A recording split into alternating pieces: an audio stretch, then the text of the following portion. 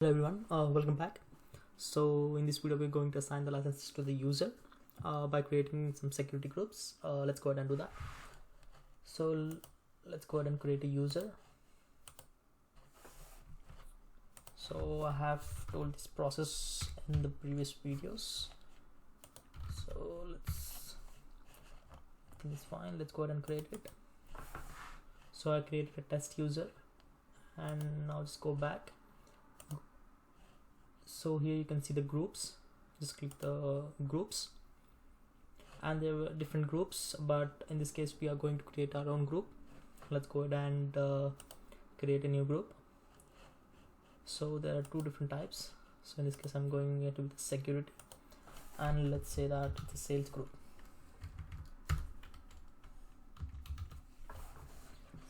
And I'm just nothing to keep in the description. Assign.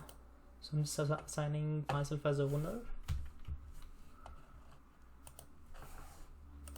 and the member is one that I have created recently, so it's just one. Let's go and select and just create the groups.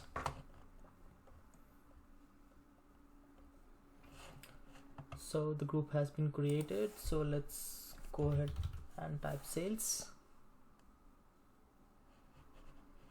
I think the group has not been created. Let's go ahead and refresh. There you go. We can see the sales group that we have created. Yeah, and here you can see the licenses. Just go ahead and click the licenses and go to the assignments. So in this case I'm giving Office 365, so just go ahead and select this thing, and let's go ahead and save. So now you have assigned this Office 365 to that particular security group, the sales group. So now the people who are inside this security group can only access those particular softwares. Rest of the departments cannot have that particular access. So this is how usually you create the groups and give the access to the various different users who want those privileges. So now so it's done. So let's go ahead and delete this group.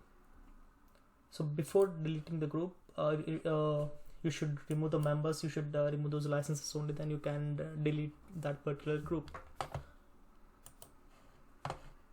So you can go ahead here and you can see the licenses. We have one license assigned to it, so you can just remove the license, click yes.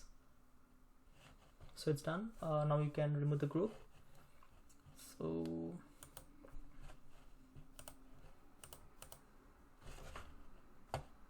it takes some time to delete it.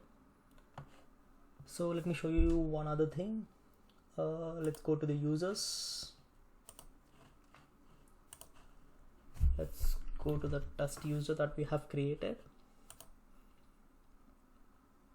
So here you can, I can delete the user. So let's go ahead and delete, and let's see how to restore the user that we have deleted. So in this case I'm deleting the user. So user got successfully deleted, and you can see option here called deleted users. So just click that. Just wait for some time. So here you can see there are two different options. The first one is delete permanently and restore the user. So this will be for the first 30 days.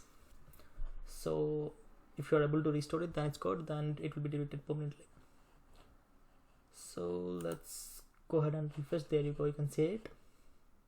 So when you select that particular user, you can restore the user or you can delete permanently.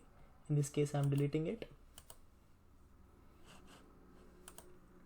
So this is how you can delete the user permanently or restore the user.